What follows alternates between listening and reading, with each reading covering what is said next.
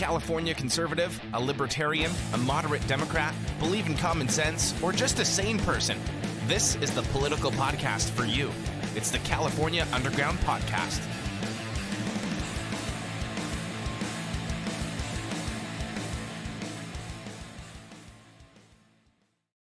What's going on, everybody? Thanks for tuning in to another episode of the California Underground Podcast. I am your host, Phil, and as always, with me, my trusty co-host, the best and fastest researcher in the West, Camille. Camille, how are you doing?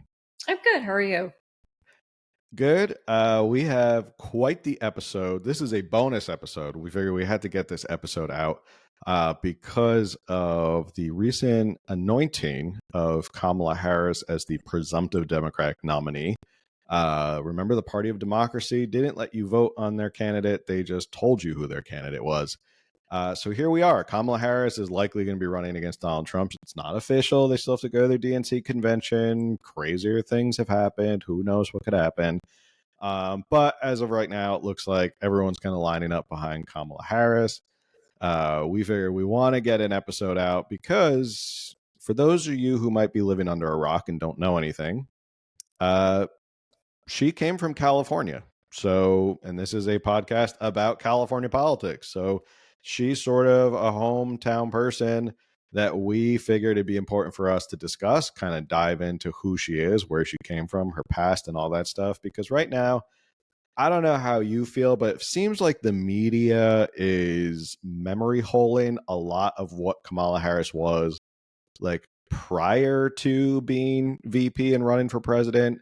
It just seems like they just kind of conveniently forgot a lot of stuff, but we didn't forget, so that's why we're going to go over it today. They didn't love her in 2019. No, they certainly did not love her in 2019. In the media, she was not. No. I think she had like her 15 minutes of being like, "Oh, she's America's darling," and then they turned on her. Yeah, she for reference, she got no delegates. She didn't win one single delegate in the Democratic primary in 2020. Tulsi Gabbard, who was an establishment, like they hated her. The establishment hated her because she was calling everybody out. She at least won 2 delegates. So there you have it. Even Tulsi Gabbard won delegates and Kamala Harris didn't. So that's how unpopular she is. But before we get into sort of the timeline and her past and stuff we want to talk about, did you have any initial thoughts? Because I had initial thoughts of like, why are we in this position right now? Why is Kamala Harris here? Like, why are we all super excited, or why are they also excited about Kamala Harris running right now? Did you have any initial thoughts? I do, and mine are not going to be as deep and insightful as yours. But we were talking about it, before we hopped on here. We're not slut shaming Kamala. This is not what this episode is. So before anyone tunes out and thinks that that's what we're going to do, it's not. But it is important to talk about where she came from, how she got where she is today. And so we wanted to review that from a logical standpoint. Obviously not from she slept her way to the top. Not doing that. And as I mentioned to you, she doesn't have any, as of now, any policies listed on her website. That's odd to me. There's a lot of big things happening in America right now. And she's been VP for nearly 4 years. I feel like she's had time to really think, what is she running on? Why is she stepping up to the plate, so to speak? So it is odd that she doesn't have any policies. And I know that we probably know what her policies are based on past experience. But like I was talking to you about, each election cycle, new priorities, priorities always shift. Things change, things happen. 2016, we were not anticipating COVID. It was a whole different election season from 2016 to 2020 to 2024. And so I'm sure that she will have changed some of her policies, and we need to allow room for growth and change. But I think we have a good idea of who she is based on she does have a rich history in politics. So I just, right. I don't want people to that's a good point. We're just going to be like, Kamala bad. But we actually are bringing facts to this. Right. Anyway. And I think that's important. Is you can go after what your personal feelings about her and all of that. And what you think of her personally, but obviously our show is dedicated to going over what she actually did. And these are real stories. These are facts that happened in her life and happened in her career. So that's what we're really going to dissect. Believe me, if you, outside of all that stuff that people always talk about with Kamala, there's still plenty of other political stories enough to get into regarding her past, and why I think the more this gets drudged up, like, so I guess is a good segue into my initial thoughts. And I want to get into this right now and not save it for the end, because there's so much we want to talk about and want to kind of like cram it in at the end and have like half-baked thoughts. It's been over a week since Kamala's been anointed as the person who's running. Here's my theory on where we're at with Kamala Harris. And I could be wrong, or we could timestamp this, and in November I could be like, yeah, I told you so. I think Kamala Harris's only goal, and the reason that they are pushing her right now, is because they need to save down ballot races. And what do I mean by that? Whenever there's a presidential election or a midterm election, presidential elections usually garner a lot more attention. They garner a lot more people showing up because people want to vote for the president.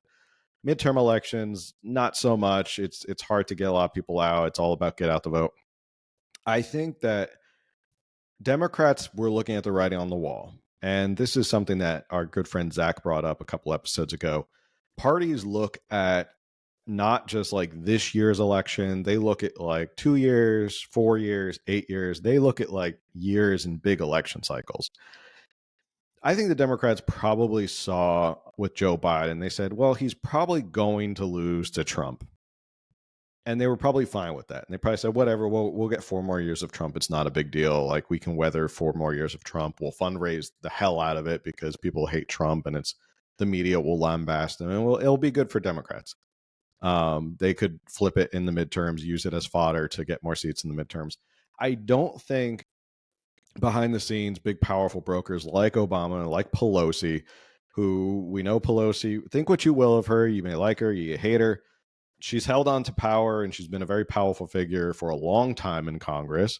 She knows how to win and hold on to power. First Congress ever. Sorry. What's that? She was like the first part of the first Congress ever. She was there. Yeah, she was there when they were riding horses and buggies to sign the first declaration. But she's very powerful. She knows what she's doing. She knows how to acquire power and maintain power. I think they looked at the internals and they saw what an absolute bloodbath it was going to be if Joe Biden was at the top of the ticket. I think they saw, we're losing enthusiasm. People are tuning out. It looks like Trump is just going to wipe the floor with us. CNN had predicted, John King CNN at one point said, it is very realistic that Trump can win 330 electoral votes, which is probably the largest Republican win since Ronald Reagan. And that translates to down ballot races. So that means senators, congressmen, the House of Representatives. It means state legislatures. It means city councils. And this stuff has an effect throughout the country. And as Democrats or as a party, you kind of have to look at just the whole picture. You can't let your whole party suffer an enormous loss. Like, you have to do something. Like, you can't forget the down ballot. You can't be uncompetitive in these races for Congress and for state legislature and stuff like that. So I think they saw those internals, and that's when they started to hit the panic button and go, oh crap, like, we're going to get slaughtered, and Trump is going to have a large majority in both chambers of Congress. And like I said, they could probably deal with the fact that Trump would be in office for 4 years. Maybe they can hamstring him. Maybe they can take back Congress in 2 years. Like, if it's a split house, or maybe it's a small minority or small majority, they could work with that. Like, they can hamstring him and kind of hold him up. What they can't stomach is the idea of Trump having large majorities in both the House and the Senate, because then he could just be able to, get all of his stuff rubber stamped. There's a lot more MAGA candidates in Congress right now. Think about in 2016. There were still a lot of never Trumpers in Congress when Trump was elected for those first 2 years when he had control of both houses or both chambers. You still have Paul Ryan. You still have John McCain, who was the deciding vote on getting rid of the Affordable Care Act. A lot of those MAGA, like Never Trumper, MAGA haters are gone. And a lot of in those places, there's a lot of MAGA candidates who were supported by Trump. So now imagine Trump has large majority in House and the Senate. He can start rubber stamping, getting everything through as fast as possible. He'll probably get 2 more Supreme Court picks. Thomas might step down and retire. Alito's 70, so he might step down and retire. He can appoint another 40 or 50-year-old judge, ensuring a conservative majority for the next 30 to 40 years.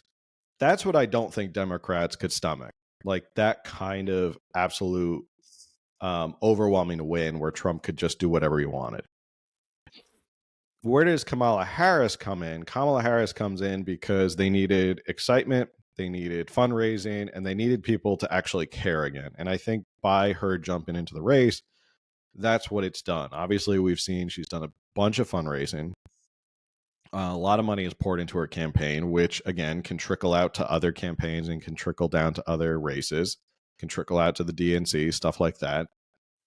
It does get people engaged again where they care. Maybe they start door knocking. Maybe they start volunteering, making phone calls. Then they help other candidates. Then they start caring about their congressional candidate.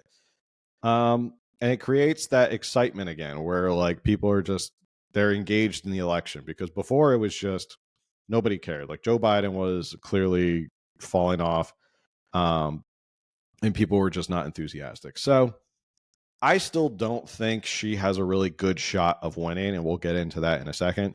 But I think she will have done what she needed to do, which is save down ballots. She won't win the presidency. She'll be the sacrificial lamb. They get to say, oh, we nominated the first female of color because that matters in Democratic politics. It's always the first, the most progressive. A lot of Democratic voters will then get to be like, I voted for the first female woman of color or female presidential candidate of color. That matters to Democratic voters. So, yeah, when you get more people to show up, you get more people to care, and you get more money, it helps down ballot.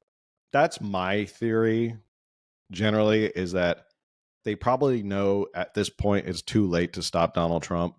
He'll win, but he won't win by as much, and he won't have the congressional support he's looking for. That's my theory. I could be wrong. Or landslide that was guaranteed after he got shot. Yeah, I think after the lot of the, what's the saying people have been going with is that the assassin's bullet missed Trump and it hit Joe Biden and killed his campaign.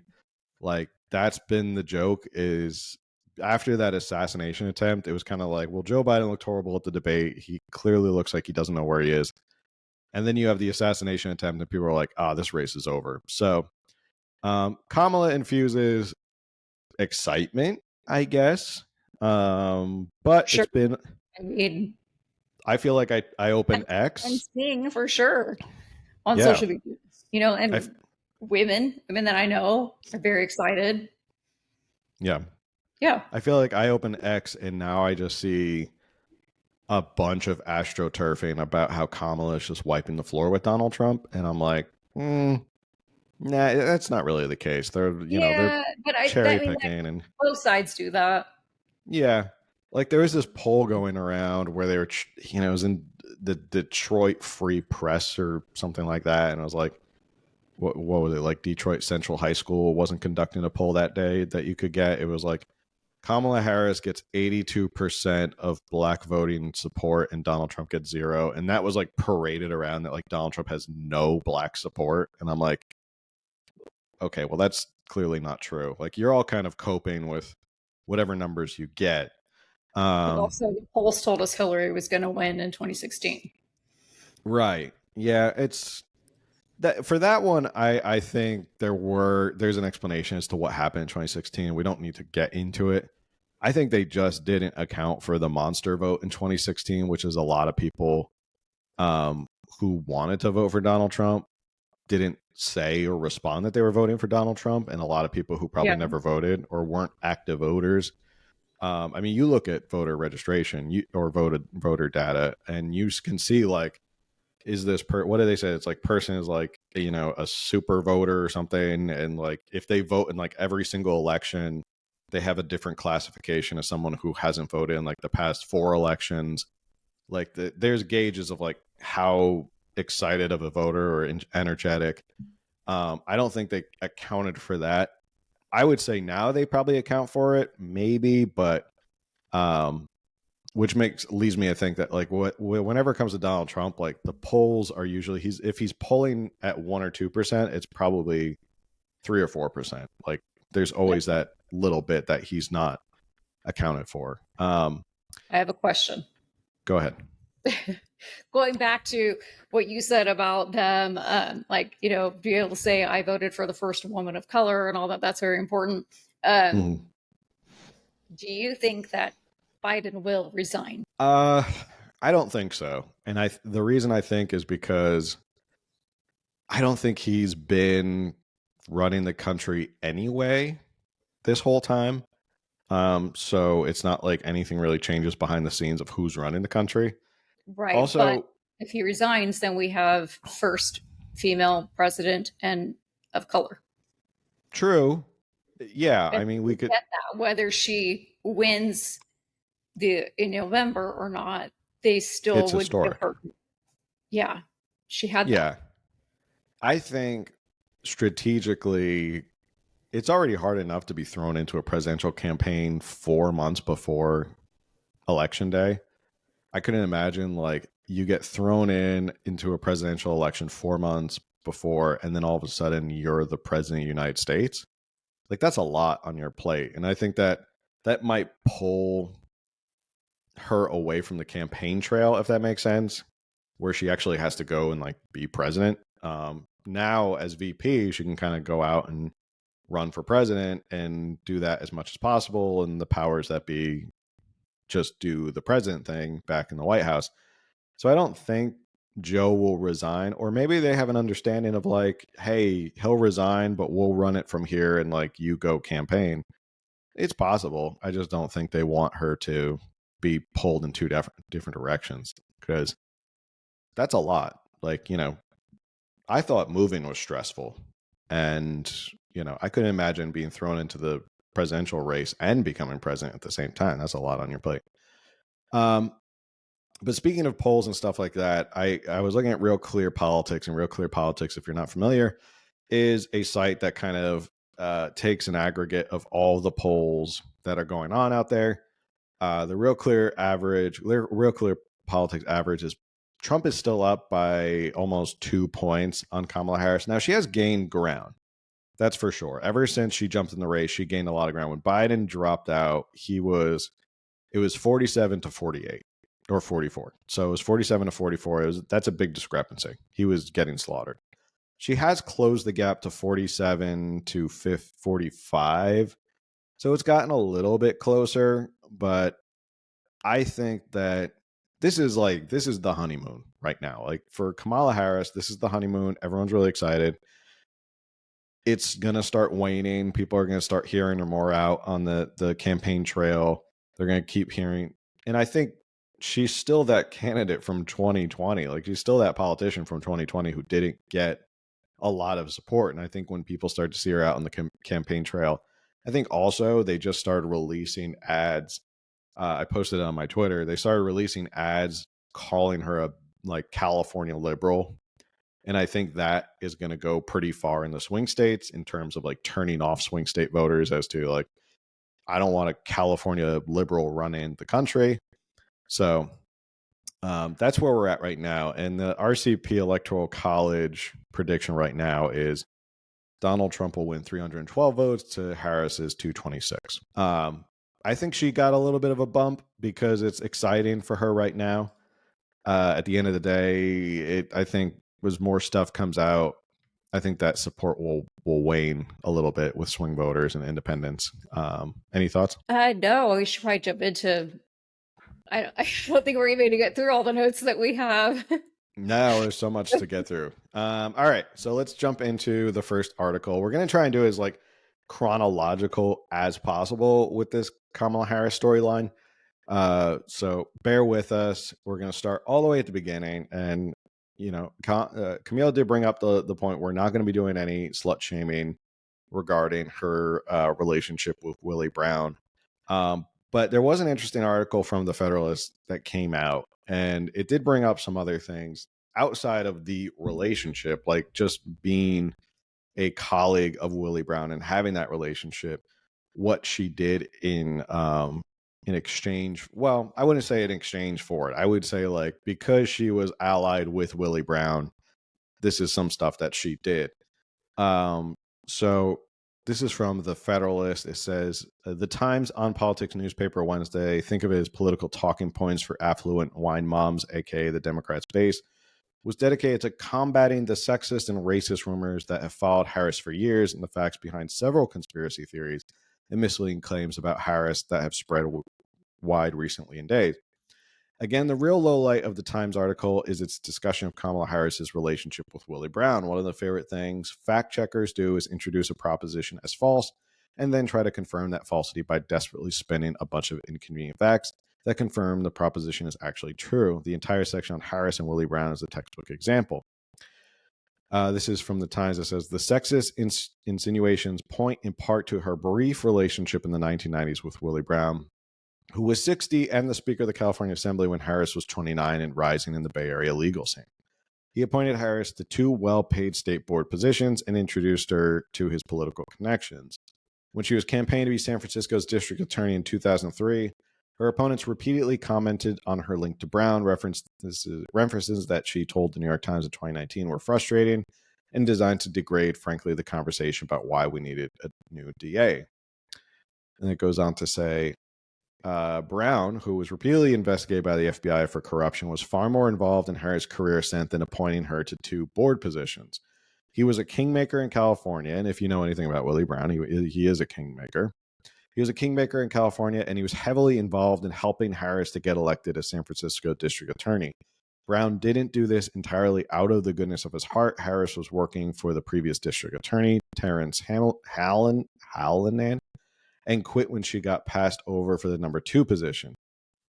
Hallinan found himself as a subject of criticism from other city officials, but others suggest the controversy was manufactured. This whole thing is about Kamala Harris, a source close to Brown told the San Francisco Chronicle. Quote, cross one of Willie's friends and there will be hell to pay, end quote. Eventually, Harris ran for DA with Brown's backing. A former Brown aide managed her campaign, and Brown played a key role in her fundraising, which was incredibly successful. After starting the race polling a distant third, she won the election. Once in office, Harris then dropped or pled out corruption charges against friends of Willie Brown that Hallinan had been pursuing. There were a number of Brown's friends let off the hook, but most notably, this included a sweetheart deal for a notorious city contractor caught defrauding the city by using inferior recycled concrete in sensitive projects such as parking garages and the Bay Bridge. This compromised the structural integrity of those projects and endanger lives. What's that? That was like he put thousands of lives at risk in such a shady, and she was like, I'll let it pass. Yeah. No big deal. Right. And this is, when I was reading this article, again, this is the stuff that we're talking about, that like you don't need to worry about the personal stuff or like her private life as Kamala Harris. There's enough like she did in the past that you look at and you go, this is kind of deplorable that you would make this political deal. Like using inferior concrete in the Bay Bridge. Right. Like how many thousands of people cross? Like we live in California is earthquake central, but San Francisco specifically, especially, they have had like some of the worst. It's not funny. Earthquakes, like we have them all the time, and they're mostly like, was that an earthquake kind of thing? But San Francisco has had a major disaster of an earthquake, and this guy like literally puts thousands of lives at risk, like I said, and she just lets it slide. Like we were talking about before we hopped on. Yes, she went to law school. She passed the bar. She did that. No one did that for her. Like she accomplished those things. But then now it's like, what is she doing with that? And it's shady. I get that she didn't go pour the inferior concrete, but how do you as a rational person, like any form of logic, any brain cells, how do you go, oh, that's okay, we'll let it slide, not a big deal? Was it a freaking planter that just happened to flood and, you know, cause some damage on the sidewalk and then found out it was inferior concrete? No. This Sorry. was, they were, I forget what episode it was we were talking about. They were, someone was getting brought in San Francisco. They were filing criminal charges against, I think it was a homeless nonprofit, because they took $100,000 for painting or something, like painting a homeless shelter. And like they didn't spend it on painting a homeless shelter, and they're actually being criminally charged for it. That's just painting a homeless shelter. And we're talking about the concrete that's used to hold up the Bay Bridge that has tens of thousands of people driving over it every single day. Right. Like we're talking about lives at stake or paint on a homeless shelter. And they let him off because he was friends with Willie Brown and Right. because Kamala Harris was the district attorney. And So that is, not I slut think shaming, that's, but did she feel like she owed him favors? Like, maybe because, again, her relationship with him, whatever it was, whether it started off as a personal relationship and then turned into a professional relationship, she still owed him favors because he clearly helped her get elected. Like that's what the article is saying, is that she was a distant third until Willie Brown came in and basically flooded her with fundraising and got everyone to support her, and she won as district attorney. So basically he could go back and go, well, I kind of put you as district attorney of San Francisco, so you do owe me a couple favors. And this is probably one of the most I pop in things to think of, that they let this person off the hook because he was a city contractor. The article does go on to say about this. It goes that Harris dropped all the fraud charges and accepted a guilty plea on a single count involving an environmental violation. It says Harris' office had no explanation for why it dropped the concrete case, reported the Chronicle. A better explanation is that the contractor in question was generous with campaign donations and had previously been popped for making an illegal $2,000 donation to Willie Brown. So, and just real quick, just in case anyone doesn't know who Willie Brown is, he's former San Francisco mayor, correct? And then he was like in the assembly. He's been heavily involved in California politics. mm-hmm. I mean, he's retired now. He's like 90, but he was like 30, 40 years, decades in politics. Yeah. Like he had quite a political history. He's like, to put it for California politics, he's like the Nancy Pelosi of. Yeah, that's what I was going to say. Like he's that level of influence, like Nancy Pelosi, Barack Obama. Buggy with her going to. I'm just kidding. Yeah, showing up like by steam train showing up to Congress.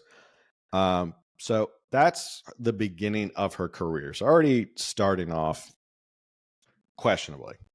So anybody in San Francisco, I mean, they have a new Bay Bridge now, thankfully. But just keep in mind that Kamala Harris sold your safety out. Had to do away with the inferior concrete bridge. Probably. That the city/state spent probably millions and millions of dollars on. Mm-hmm. Tax dollars. But there's some other stories from her district attorney time that I want to talk about. You actually found this one is about, it says San Francisco is paying for Jamal Truelove's wrongful conviction. Will Kamala Harris? I'm going to go really quickly over this story because we have a lot to get to. Basically, Truelove was convicted of murder. Kamala Harris's district attorney office prosecuted the case, and they brought forward this one eyewitness, Lua Lamega. And she was the only person who gave testimony who came forward for it. And the evidence was not great. Like, it was a dark night. She couldn't see. It was a bad vantage point. Like, she couldn't recall. Like in a window far away. It was a window far away. Her story kept changing. Like, they showed pictures of Truelove, and she wasn't able to pick him out for like hours, like staring at the board. She couldn't figure it out. But they convicted this poor guy for murder.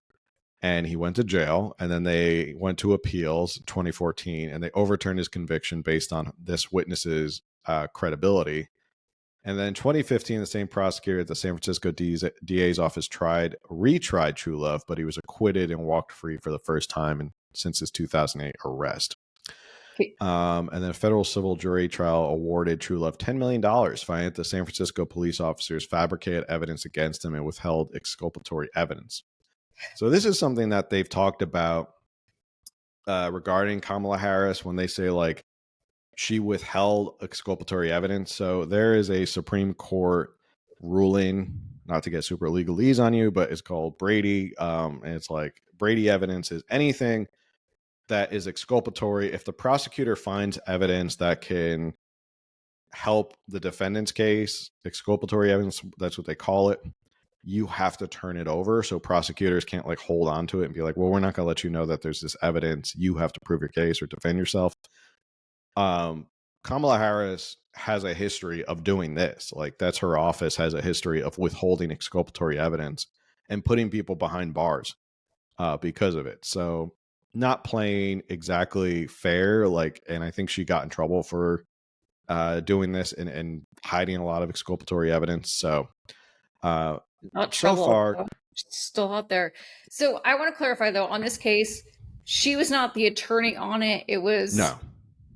A deputy attorney. Is that correct? Prosecutor. Yes. Okay. She was not the actual attorney doing it. Like, it wasn't her case. Like, she wasn't in the courtroom. She withheld the evidence. Harris. It was her office. Her office. So it was someone named Linda Allen, but Harris appointed this person. Yes. Yeah. I mean, it's, the buck stops with her. She was the district attorney. So she's the boss of all of the prosecutors in San Francisco at that time. Right. And if there's if she is fine with people withholding exculpatory evidence, right, that sort of goes throughout the whole office of like, okay, this is fine. Like, I was gonna get there. Yeah, my point is, she doesn't have very much discernment on who she's putting in positions. Right. If this is okay, which begs the question, and I think this begs a question of her, executive management abilities. Either she can go back and say, I didn't know that my prosecutors were doing this, which shows you were not in control of your office, which is scary. Cases like this. Yeah, if this is a common theme, then you're not in control of your office and you don't know what's going on, which makes you an incompetent leader. And now we want to make you president of the United States. You can't be the district attorney of San Francisco. Or you were fine with it. Like, there's only two explanations. Either you were fine with it and you were in control of your office and you knew this was happening and you were fine with it, or you're completely incompetent and you didn't know what's going on. Either way, both of these are not good looks for Kamala Harris. Either you supported withholding exculpatory evidence, or you're just an incompetent leader and don't know what you're doing and how to handle it. Well, and I know we're probably going to get into it, but there's just several incidents of her saying, oh, I didn't know, or that wasn't me that said that. But it was people under her. And one isolated incident, fine. Like, I would hope that she would, there would be discipline for that attorney, or that they would be let go, or depending on the incident. But this is not one isolated incident thing. And this is now a man spent, I think, 7 years in jail over being accused, found guilty of a murder he did not commit. Yep. And then I know that the eyewitness for this case, they spent like $60,000 on her. At the time, $60,000 was a lot more than it is now, but I guess not like pampering her, but putting her up in the hotel, bringing her in, and she even went into the eyewitness protection program for a time or something. It's kind of extreme. And now it's been overturned. He was wrongly accused, and who gets to pay the $10 million? Which, I mean, I'm not saying he doesn't deserve $10 million, because he probably deserves $10 million for every year he spent in jail, because that's sick and horrific and unfair.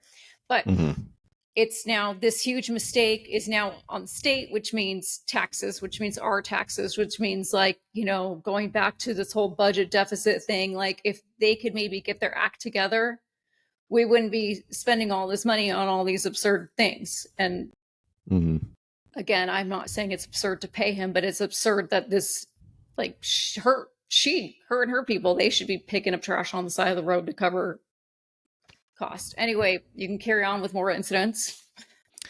Right. So obviously her mishandling of the criminal justice system didn't stop with her as district attorney. After district attorney, she was then elected as attorney general of the state of California, meaning she was the top criminal prosecutor in all of California. So she spent some time doing that. And she still didn't really clean up her act. She probably the most notable that everyone knows about is that she refused to let out inmates after the Supreme Court had already told her you have to let inmates out. So this was in 2011. Go ahead. I have to interrupt you. Yeah. Remember, okay, I apologize, I don't know the dates, but remember when the slaves were freed? And then a lot of slave owners didn't tell them that they were freed. This sounds like the same kind of story here. Supreme Court rules, and she's like, we're not going to let him out. Carry on. Yeah, for someone who is so proud of Juneteenth and probably one of the biggest supporters of it, she had her own Juneteenth with her inmates in California because the Supreme Court was like, no, a lot of these people should be free to go because we'll get into it. And she was like, nah, I'm not really going to tell them that they're free to go. So the story is back in 2011. This is from Red State. The United States Supreme Court ruled in a class action suit brought by the inmates that severe overcrowding in California state prisons were tantamount to cruel and unusual punishment and ordered the state to reduce its prison population. By early 2014, the state hadn't met the population reduction targets, prompting the plaintiffs to ask the court to enforce the order. And in February 2014, the state was ordered to immediately implement specific population reduction measures that amounted to granting early release to nonviolent second offenders and certain minimum security inmates. Still, the state was non-compliant, and in November 2014 was ordered to create and begin operating a new parole determination process through which nonviolent second strikers will be eligible for parole consideration by the Board of Parole Hearings once they have served 50% of their sentence by January 2015, as they had been ordered to promptly in the February 2014 order. What was the holdup? The LA Times reported that most of the prisoners now work as groundskeepers, janitors, and prison kitchens with wages that range from 8 cents to 37 cents per hour. Lawyers for Attorney General Kamala Harris had argued in court that if forced to release these inmates early, prisons would lose an important labor pool. Slavery. I mean, if you told people you had to work for 8 cents, 8 to 37 cents an hour, do you think that would be tantamount to slavery? And you're supposed to be free. And this is probably the same person who at one point is probably advocated for $15 to $20 minimum wage. Yet she was fine with 8 to 37 cents for prisoners and inmates who should have been released. Like, these people should have been released and let go on parole because they were nonviolent or they're they met the requirements for parole. No, we got to keep them because it's cheap labor in the prisons. That's what we like. I think Kamala Harris should have gone to prison over that, and I have no idea what the specific charge would be, but I think that's so wrong because I don't see how that's not slavery. Right. How is that not a violation of the 13th Amendment? If the Supreme Court is saying you have to let these people out and you have to let them go, and you go, nah, we're not going to let them go, even though the highest court in the land says we have to because we need cheap labor. And and the argument wasn't that they're unsafe, that they're going to be, if we let them out into the communities, this puts people at risk and stuff like that. No, the argument was we need cheap labor. No, it would have been more. It would have been a little bit more admirable for her to say, no, like, we believe these are people who need to be locked up because they are a threat to society and for our safety. And I don't care what the Supreme Court says. I want to keep California safe. If that was her excuse, you could be like, okay, that's a little bit of a better political excuse. But cheap labor to say, like, we need these people to clean our toilets and be groundskeepers, that's your excuse for letting them out. Like that's irreprehensible. Like you're saying, it's almost criminal that, and again, like the gentleman in the past story with the DA's office, these are people's lives. Like you don't get that time back. Like you Yeah. don't get time back because Kamala Harris as Attorney General goes, I'm not going to let you out because we need cheap labor. Like you don't get that time back. You don't get to ever get that back. That poor guy, 7 years in jail, but until his appeal was heard or it was overturned, like he'll never get 7 years back. And $10 million might be the, a fine reward, but you can't buy time. You're right. Right. Like he'll never get that time back. He even had 2 kids at the time. Yeah. He'll never, that's a long time, 7 years to be away from your kids. Like your kids grow up a lot in 7 years. I'm sure. That like if I actually really get into thinking about that, I'll start crying. Well, then let's move on to her excuse. I can't imagine like me leaving for like a month and not seeing my kids. And my kids are older. Like they're not going to change that much. This isn't like, 3 months, 4 months. Like they're older, but I can't even like imagine being away from my kids for a month. When my nephew went off to college last year, moved out of state, my sister was like, "Woo, freedom!" And I'm like, "No, I'm like crying for you that your son left. Like, I can't handle it." 7 years is like if you left and your kid was 7, so they're a little kid. No, see, you're gonna get into it. You can get into it. It's okay. I'll be okay. But and then 7 years goes by. They're 14. They're in high school. You've missed their childhood. It's a whole different person. Yeah. And what are they like now? Their temperament has changed. Like, and you weren't there during their formative years. Yeah.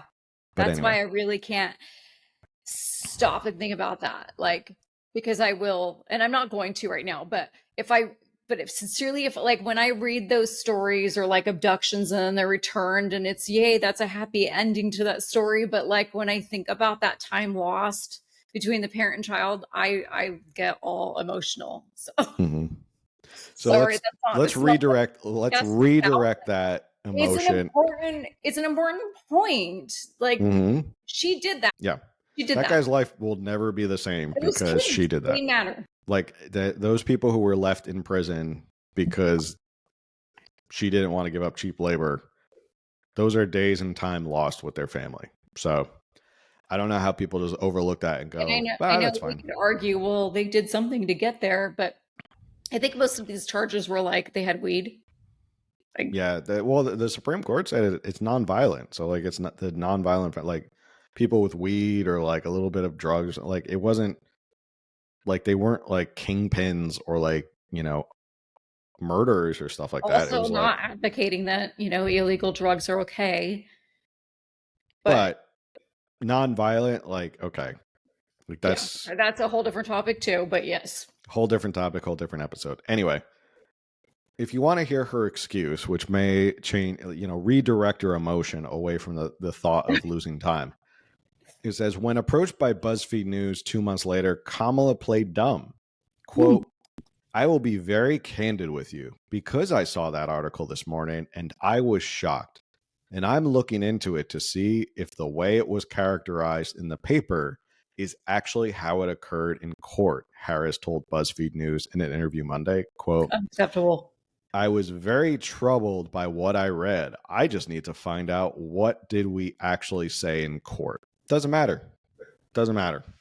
That's the result. Like your office oversaw that. That's the result. It's like the wrongful conviction again. Like you're the boss. Words matter, yes, but actions matter more. So regardless of what your little lawyers went out and said in court, you still didn't release them. Right.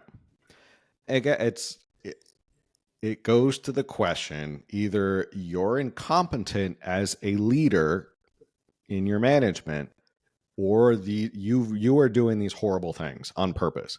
Yeah. Like you can't tell me the Attorney General of California, if they're getting in a pissing match with the Supreme Court over prisoners, that doesn't pique your interest as the Attorney General. Like your attorneys are going in front of the Supreme Court. That doesn't pique your interest a little bit to be like, maybe I should oversee this case. Maybe I should know what we're saying here. Like, this is important.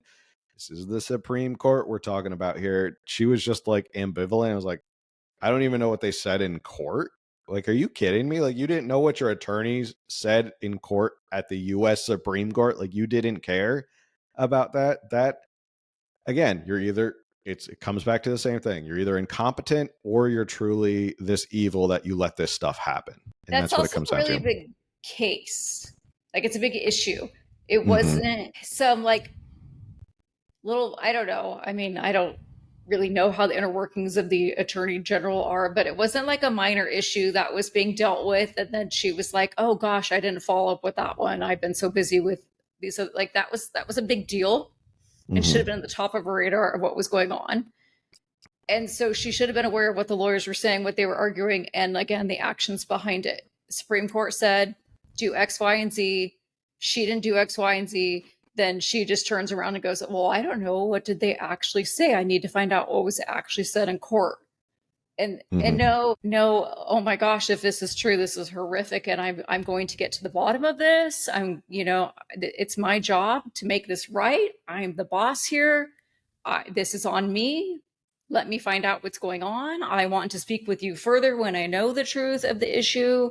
And I sincerely hope that's not what was said. And I apologize for nothing. Yeah. All right. Moving forward, after Attorney General, she was appointed senator. Not much really as senator. I mean, we can talk about, there was this whole controversy over the fact that GovTrack, which had stated she was the most liberal senator in 2019, magically disappeared over the last week. And they admitted to it. Yeah, they were like, yeah, we took it down. And it's like, Newsweek okay. came out with, so for anyone who wants to be like that, only Fox News lies or whatever, Newsweek came out and said, yes, they admitted they removed it. So, okay.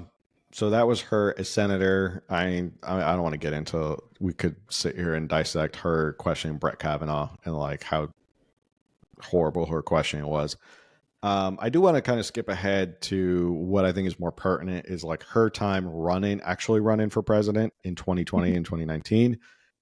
Because I think that is a little bit more, that's more reflective of where we are today, because these are the downfalls and like her weaknesses from that time that we're probably going to see again over the next 4 months, which made her incredibly unpopular. We're going to talk about her voting record as senator at all. Do you want to? A little bit. Okay. I can pull that up. Because it does segue into presidency. That's why. Yeah, go ahead. Okay. So, when she was senator, U.S. Senator, Donald Trump was president. And she, every time that he wanted to appoint someone to a position, she would either not vote or she would vote no.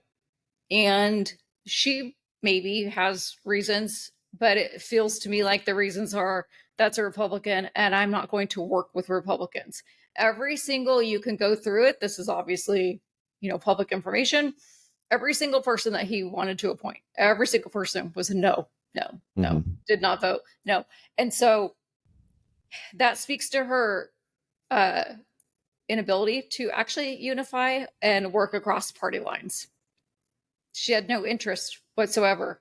And then a big deal for me, and I get that it's not like a lot of people like love her because women's rights, but she, during that time they had the vote on, I forget the name of it, but it was if a baby survived abortion, they were trying to push a bill to, that baby should receive medical care like any other baby that's born. It should receive fair medical attention. And she said no, which means, just, I guess, born alive baby, somewhat mutilated, throw it in the trash, however they handle that, I don't know. Just leave it be. And then at the same time, there was banning abortions after 20 weeks. And of course, she voted no to that too.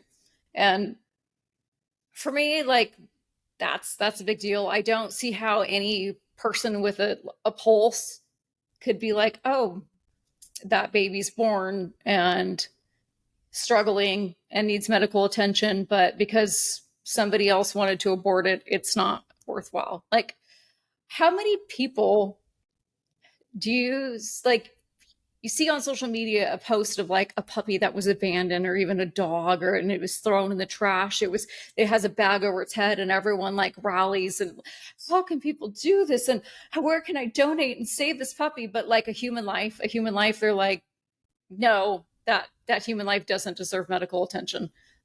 I don't get that. I don't get that frame of thought at all. And I get that other people don't believe like that. And they're like, it's not a baby. If it's not wanted, it doesn't matter. Okay. But like those same people are crying over abandoned puppies. They're not the same people. People, puppy. I mean, neither should deserves being. So anyway, I just wanted to touch on those things because she doesn't want to work across party lines, and she doesn't want born alive babies to have medical attention if they were supposed to be aborted. So anyway. Yeah, I'm looking at her record, and I noticed, to your point about not working across the aisle, she voted no on Eugene Scalia as the Secretary of Labor, who is the son of Antonin Scalia. So obviously that was mostly probably politically biased, because she probably doesn't like Antonin Scalia, the late great Antonin Scalia. So yeah, that's not because she didn't think he was good for the job. She just probably voted against him because like his last name was Scalia. Like, if you were just to briefly go through those pages, you're going to see no, did not vote. No, did not vote. So it's just Reason Magazine making a political statement there, obviously.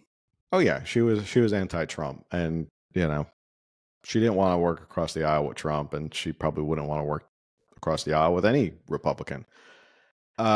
Reason Magazine came out with an article a couple days ago regarding basically her run for president right now. Well, actually, before we get there, I did want to bring up this quick little fact about, and do with it what you will, but this fact I found completely hilarious. According to what article is it? Where can I find it? Darn, I can't find it amongst all the tabs I have open. Anyway, here's a fun fact for you. Donald Trump got more votes in the Democratic primary in 2020 than Kamala Harris did. Just to reiterate, Donald Trump got more votes than Kamala Harris did in the Democratic primary in 2020. I think the number was something like he got like 3,500 write-in votes. Like Democrats went out of their way to write in Donald Trump, and he got 3,500 votes. Kamala Harris got a little over 800 votes. So just to put that out there. Donald Trump is barely a drop in the bucket. 800. 800. Yeah. 800. That's an enormous failing on her part of how unpopular she was. That's why she dropped out almost immediately, because there was no support behind her. But yeah, I think that's a fact that needs to go more viral, is the fact that back in 2019, 2020, Donald Trump was more popular in the Democratic primary than Kamala Harris was. So take that for what you will, run with it. I think that was hilarious that I actually found that fact. Okay, so are we almost up to, I think we're close to, at this point, her running now, right? Like she obviously, there wasn't really much about her run. Obviously, it was very unimpressive in 2020. She was selected by Joe Biden, and he made it very clear why he selected her. It was based on race and gender. And she's been uneventful ever since. But yeah, we've got a lot of and stuff. She's done a lot of cackling. I don't really know what she was in charge of or what she was supposed to do. Like, she has no record as VP of like what she tackled. And the media right now is doing their best to make sure that that there's no record of her actually being called the border czar, or like she was put in charge of the border. Even though corporate media, for some reason, has not learned this lesson, the internet is forever. Internet's forever. Internet's forever. Screenshots are the real MVP. I have been preaching for years. Yeah, I'm sorry, but you can't try and, George Orwell all this stuff and be like, no, she was never the Republicans are lying. She was never the border czar. But the people over at Media Research Center put together this wonderful little compilation video. I'm excited. I haven't seen this. Going over what it was like before and after Joe Biden dropped out and how the media talked about her being the border czar. So here we go. Quote unquote border czar. Vice President Harris was not a border czar. Meantime, Vice President and border czar Kamala Harris facing some backlash. What he said about Harris and immigration was not true. She was never appointed border czar. And this will be her first visit to the U.S.-Mexico border region since she was appointed as the border czar by President Biden. People are going to have to counter the misinformation. You already hear folks talking about the border czar. She wasn't the border czar. President Biden tapped Kamala Harris, Vice President Kamala Harris, to be the border czar. Now, she wasn't the border czar. That's what Republicans labeled her. They were very critical of Kamala Harris, especially in her role as border czar. Now what she's up against is folks lying about her border record, calling her a border czar. Kamala Harris, who was appointed as the border czar. The Biden team didn't declare her the border czar. They wanted her to work on kind of the root causes of immigration. There has been so much criticism against Kamala Harris. You know, she was the border czar. Calling her sort of the border czar, which wasn't necessarily the case. So the border, if they weren't planning to address it in a major way, do not make her your border czar. She met with some of the Northern Triangle countries, but nothing has effectively changed. There you go. Internet is forever, and the internet remains undefeated. So they're trying to now memory hole this fact that she was not the border czar. She was never put in charge of the border. That's what they're saying now. This whole border calamity, not her fault. She was never in charge of the border, and she was never border czar. So I don't know what you guys are talking about. That's not something you can attack her on. But as we know, obviously the border, one of the top issues, I think it's one of the top 3 of voters continually. It's always the economy. Economy and immigration, I think, are like part of the top 3. That she's going to get wrecked on that issue alone, I think. Like, and they're not going to let this go. That they're not going to let the corporate media just pretend like, no, she was never border czar. She was never in charge of the border. Like, they're not going to let this go. So, yeah. Any thoughts on that video? And well, that Kamala video was Harris hilarious, of course. I just still remember her being questioned, and she's like, "We've been to the border. I bet we're going to the border. I mean, I haven't been to Europe." Which I also found odd that she was like, "I haven't been to Europe," and it's like, really? You've never been to Europe? Like, normal people go to Europe. Like, what have you been doing? And she was pretty well traveled because, you know, with her having family in like Jamaica and I think Asia, right? Like, so she had actually, and then she spent some time living in Canada and stuff. And so it was kind of funny when she's like, "I've never been to Europe." And I almost wanted to fact check her on that. Like, I wanted to be like, "I bet you've been to Europe." Yeah. She probably just seems weird that like Italy or France is in Europe. I don't know. You know, you've been senator for how long, and you've never been to Europe? Oh, weird. Okay. Anyway, so this article from Reason came out a couple days ago, and it's titled, "It's been easy to forget how bad Kamala Harris." Or like you said, who's writing her speeches? Is she going off cuff? Like, what? I really don't know what's going on there. I'd love to know what's going on there. Mm-hmm. I know a lot of people hate Trump. That's fine. You are entitled to all your opinions. But I sincerely hope that we get to be unburdened by what has been her vice presidency. This administration out.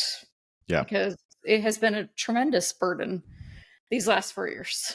Right. And I am ready to be unburdened in the context of this time right now, presently. So the Reason article goes on to say, so Harris isn't the best orator. Surely that's surmountable. Besides, the lack of distinguishing actions during her vice presidency could even be an advantage for her. She's basically a blank slate, at least if you don't look back too far.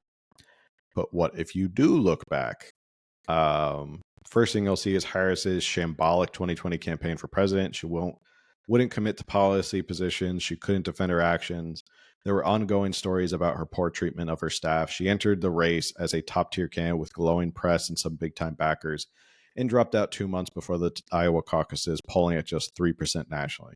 She wasn't even polling at top-tier candidate in her home state of California. It'd be incredibly easy for Republicans to portray her as someone who stands for nothing or whatever it is they think you'll hate, most likely a representative of the California socialism. Harris's tough on crime past makes her unpopular among leftists and more radical wings of the Democratic Party, as well as among civil libertarians and criminal justice reformers. There's no doubt this will come back to haunt her again should she become the Democratic nominee. But this past may have been especially hurtful in 2020 when the protests inspired by George Floyd's death were still raging and criminal justice reform momentum was still vibrant. Remember, defund the police, and it has likely mattered more in a Democratic primary than it would in a general election, since the types to find fault with Harris' prosecutorial record are unlikely to find Trump and Republicans a more welcome alternative. And it just goes on to talk about, again, during her 28-year tenure as county prosecutor, district attorney, and state attorney general. In the public eye, she spoke of racial justice and liberal values, bolstering her cred as one of the Democratic Party's rising stars. But behind closed doors, she repeatedly fought for more aggressive prosecution, not just of violent criminals, but of people who committed misdemeanors and quality of life crimes. So, yeah, I think, again, this kind of is a good way to round out the episode. Is right now, this whole week of Kamala Harris and her anointment is sort of, it's what they want. It's exciting. That's what they were hoping for. But I think the honeymoon's over, and it's been over a week. And I think more of this stuff is going to come out, and the PACs that support Donald Trump are not going to sit idly by. They're already starting the attack ads. There's probably going to be way more attack ads. They have huge war chests of money to reveal like what she's done in the past, what she's been accused of, and all that stuff. So I think the more you drudge up her past, she's a blank slate now because she's exciting, and everyone's just going to go with it if you're a Democratic loyalist. But I think the more stuff comes out on her, I think it's going to hurt her, and I think you'll start seeing her poll numbers slip. I think this, other pollsters think this, that if this is the best she's going to get, this is her pop in the polls, and she's narrowed it to 2 or 3 points behind Donald Trump, that's not a good sign. Like, that's just not a good sign for her campaign overall. Any thoughts on Kamala Harris going forward as the presidential candidate? I have thoughts. They're scattered. I do find it bizarre that she was rejected, by Democrats in the 2020 election, and instantly they're like scrambling behind her. I also want to point out, though, that she stood by Joe Biden, which I guess is just what Democrats do, but she like gaslit Republicans into like, he's fine. How dare you say he's not fine? Mm-hmm. What are you talking about? She was constantly like, I'm standing behind him. He's doing an amazing job. All of them. He's a masterclass. He's totally competent. He can handle the next 4 years. And then all of a sudden, there was this push to get him to resign from running again, and then he finally does resign from running again, and then it was just, they're not even like mourning. They try to make him like the hero. He stepped down for for the nation. This was his heroic move, and look what he did, how selfless and all this stuff, and it was just like, no, actually, you all pushed him into this because you decided after the debates that, I'm not going to say the curse words, but oh crap, we're going to lose. And that's the only reason why you all pushed him aside in the first place. Otherwise, if he was never on that debate stage, you all would have still been, Joe Biden's it. He's got this. He's going to win. And then, so it's like they gaslight. They don't even believe in what they say. And then they make the switch. And I mean, if that's what you want for a president, fine. Gaslighting, poor record, lying to cover up, which again, that's a national safety threat. You're lying to cover up the president's abilities to lead the nation. Like that alone, again, why? Who does that? Why would you do that? That's sick. That's putting all of us at risk. That's disgusting. Right. And then you gaslit us about it. Mm-hmm. And so I think that she is not a serious candidate, and I can't believe people are taking her seriously. She's disgusting. Well, I mean, it's not surprising. My opinion. Not the show's opinion, not Phil's opinion, my personal opinion. Well, it's not surprising when, the same kind of politicians who are engaged in this, I'm not just saying it's Democrat or Republican, but the same type of politicians who would let a city contractor off for supplying inferior concrete to the Bay Bridge, putting tens of thousands of Bay Area residents at risk. These are the same politicians, when it comes to holding on to power, would lie to the American people about the competency and mental health of the current president of the United States for months, if not years, and then all of a sudden, on a dime, just go, nope, okay, now we got a new person. And it's like, well, why do we have a new person? We want to pass the torch. And it's like, is it because you want to pass the torch, or is it because you know you're going to get slaughtered because your candidate looks like he belongs in the nursing home? Like, they're clearly doing this. I like at the top of the show where I said they have to consolidate some power, not get slaughtered this November, which is what they were headed for. They were headed for an absolute slaughter. So they pulled this whole switcheroo. Right. And, it's been said ad nauseum at this point, the party that always talks about democracy and standing up for democracy is pushing a candidate who was so resoundingly rejected 4 years ago that she didn't win a single delegate, that she actually lost. She received less votes than Donald Trump in the Democratic primary. And now all of a sudden she's being forced on everyone. And I give credit to BLM. I had posted it this week. I said, I can't believe we're in a timeline where I'm agreeing with BLM. But they've been calling this out for a while and saying, like, how can you call yourselves Democrats who are protecting democracy? Like, Kamala Harris, we didn't pick her. Like, we didn't vote for her to be president. And now you're going to shove her down our throats. And people are like, wait, what? Why are you saying that? Like, you're hurting your chances. Like, has this been hacked? Like, they can't believe BLM's coming out and saying this stuff. But they have a good point, which is nobody voted for her to be president. If nothing else, like, at least the argument you can make for Donald Trump is he won the primary to be the presidential nominee. So at least he's got that going for him. She's never won a single delegate, and she's running for president of the United States.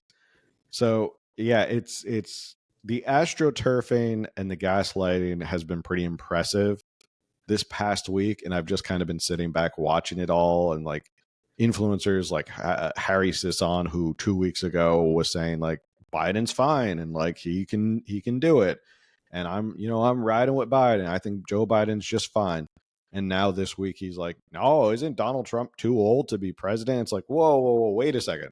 You were just saying Biden was fine at 81 years old, and now you think Donald Trump at 78 is too old to be president? Like, you were just defending the oldest president in history. And now 24 hours later, you're all the astroturfing is pretty incredible. I'll hand it to them. They all got in line and got the talking points pretty quickly. But again, this is the first week. There really hasn't been a lot of pushback. I don't think Donald Trump has really started on her yet in the terms of like going after her as the candidate. Do you think he's waiting until after she's officially the candidate?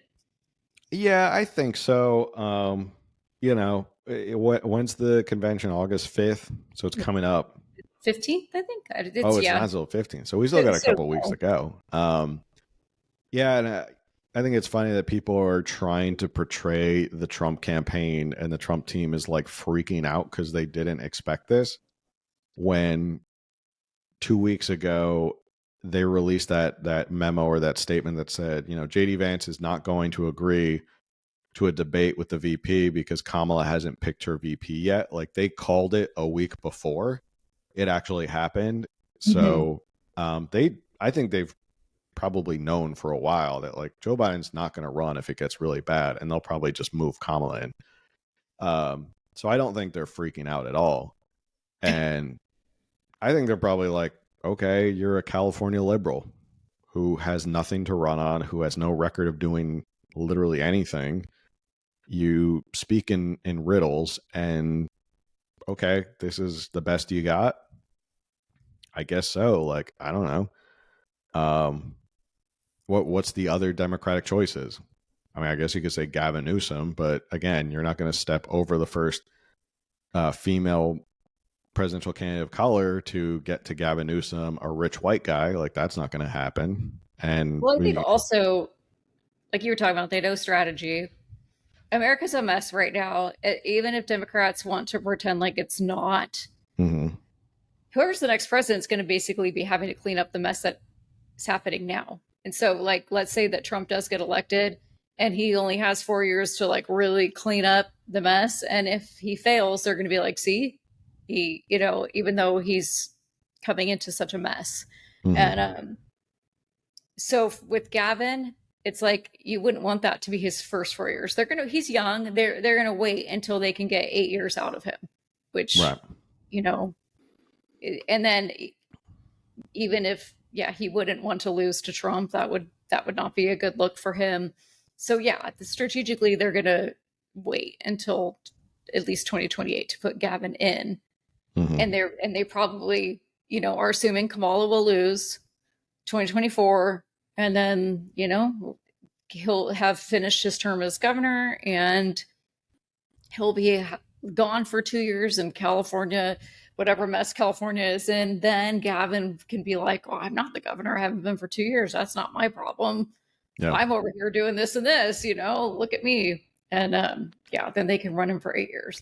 I want to point out what's going on with Biden and propping him up as the competent president for the last 4 years, while we've seen him not be able to find his way off stage and fall downstairs and fall off stage and mumble through words and make more incoherent sentences than Kamala Harris has ever done. That's elder abuse that we've allowed this to go on. It's elder abuse that we've kept him in this, all because, I don't know, you guys, Democrats can't save face and admit that, like, this isn't okay. Kamala Harris ran on elder abuse in 2020. That was a big thing for her when she initially ran for president, elder abuse. And then she turned around and was a part of that, a big part of elder abuse. So just another thing, like, it's just words. She doesn't even know what she says. She just says things and she doesn't stand behind them. And then she does the opposite. I saw a TikTok showing Joe Biden in a debate with Kamala Harris back in 2019. And even then, Joe Biden in 2019 is completely different than Joe Biden today. Yeah. It's so weird to see, like, he was full of life. He was like, let's do this. He's still a little bit of a stutter, but like, he had fire, like he was going for it. But today's Joe Biden is just so weird. It's just, the fall off is unbelievable. Final question before we wrap up, because this has been a monster episode, but we wanted to get this out for you guys. This was a good bonus episode for you guys because it's all happening right now. So we want to get it out. If Kamala loses, which I think she likely will, does she run again in 2028? Or do you think the Kamala Harris thing is over and she's done? Right. Because like I just talked about, and again, I'm no political expert, but they want someone that they can get in for 8 years. If she's a failure, that's their time for Gavin. I mean, Gavin Newsom, I believe, is the golden child who they've been priming for this moment, and this moment is not now. It's 2028. Yep. I'd be interested to see if she gives it another shot, because she might be that vain or egotistical where she thinks she needs to give it another shot. But I think she'll be resoundingly rejected again if she's going up against Gavin Newsom. So, but that's a long way off, and we still have 4 months until the next president is elected. So, all right. Any final thoughts before we log off for this episode? Because this was a monster episode. Long. This is a monster episode. Well, I hope everyone enjoyed there's so much. If you saw our show notes, there's so much we had written down that we probably didn't get to. But we want to give you a good idea of like the background of Kamala Harris. So at least you have some facts going forward of like what she actually did in her political career and where she's at now. And yeah, coming from California, we're here in California. She's been a part of our political lives since, I don't know, past 10, 15 years. So she's been around for a while. But with that said, make sure you like, share, subscribe, review, all of that stuff. Helps us with the algorithm, helps people find us. Share this with people who know nothing about Kamala Harris. Maybe there's people out there who think Kamala Harris is the greatest thing since Barack Obama. Maybe share this episode with them and be like, hey, here's an episode based on facts of what she actually did and no slander and stuff like that. It's just the facts, just the logical facts. And with that, we'll see you on the next one. Later, everybody. Bye.